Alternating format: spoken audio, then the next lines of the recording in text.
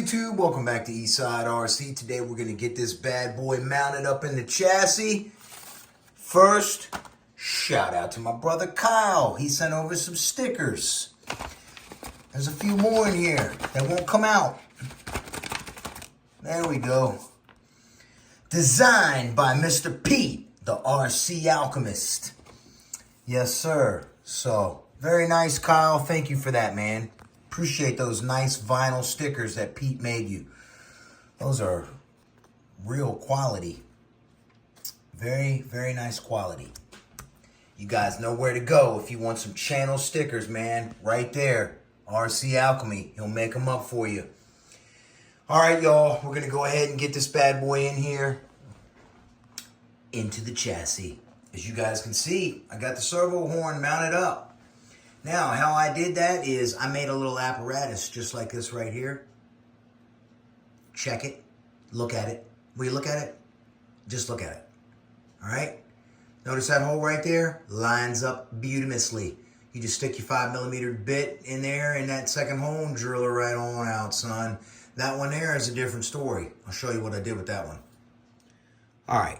What I simply did for this side right here is I took a 5mm drill bit, went down in here like so, and I took my hammer and went and knocked it, okay? Then that gave me a mark right here. So once I got the mark right there, it looks fuzzy to me, so I hope it's clear, guys, because my eyes are wrecked. I can't see up close very good anymore. So right there, you get a little mark, and then you can take this apart and sit this down and drill it out. And that's all I did. Drilled it out. And that allowed me to mount these in here nice. And look, nice, moves very free. That's what you want. No bindage, son. Y'all know how I am with dragging on anything.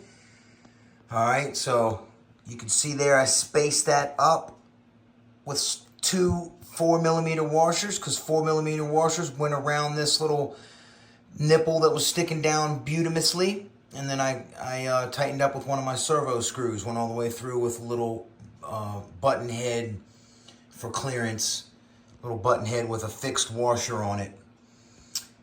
So yeah, and that worked out real nice. And then we can go ahead and set the tray up in there. All right, y'all. One thing I want to note before we put this thing in here. Remember how I put Loctite down in the fittings and everything? Mr. Dean Jeffrey said you do not have to do that. That is not recommended. That's just something I did as a peace of mind. He said it could cause these to spin, the brass fittings to spin in here. And you know what? It will cause them to spin if you use blue or red Loctite, because that should not be used on RC cars. This is what should be used right here. This is great. This is for tiny screws. The more you use, the stronger it holds. So I used a teensy tiny little bit and I dabbed it with a Q-tip. So it was the most minimal amount. I actually have taken this plate off a couple times and I did not have any issues with my brass fittings in here spinning. So, but it's not necessary to use Loctite, guys. You don't need to use it. Also, now, Mr. Dean, how in the world he saw my video, being a small fry YouTube RC guy. He watched the video and he noticed that I sanded out a couple thousandths of an inch to get this Hercules down in there. So you will no longer have to do that anymore, guys, because he has made an adjustment on his CAD machine and now you can just drop in the Hercules. Was I upset or bothered by that? Absolutely not. Everything I've put the Hercules in, I've had to open it up, modify it, or whatever. You know, it's no big deal to me. It's just stuff I love to do. I mean, you see there, I had to do a little modding on these, you know. No big deal. Love it. I love that stuff. Now, enough jibber jabber. Let's get the sucker in there.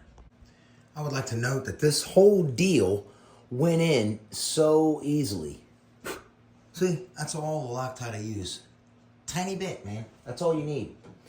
Everything is threading right in perfectly, lines up like butter. You know, I'm real pleased with it. So I'm going to get it all buttoned up tight, and then we'll have a close-up look at it. All right, y'all. There she is. I had to do some serious trim work on there, some sub-trimming on the steering to get that horn perfectly lined up there. And as you can see,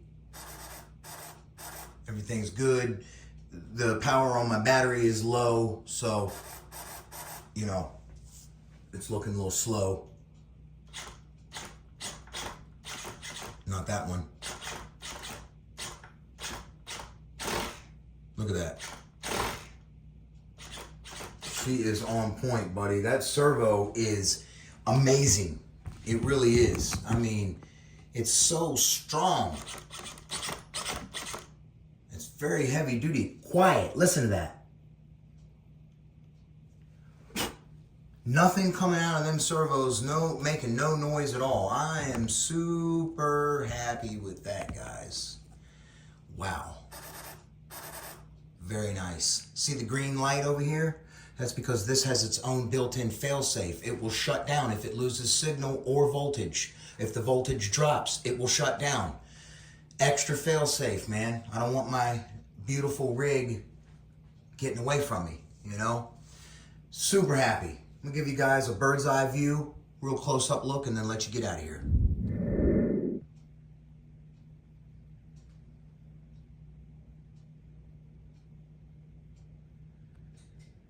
Shout out to my brother Ken Chenier.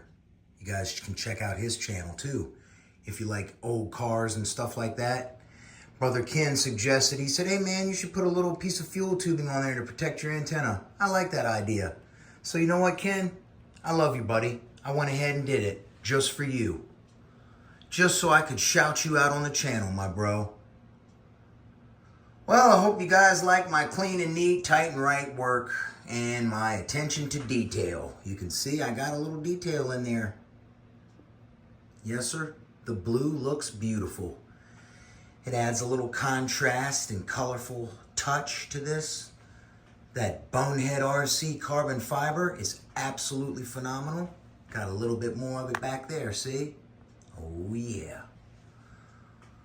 All right, guys, that's gonna do it for this video. So y'all have a blessed one. I'll catch you on the next one. Eastside RC is out.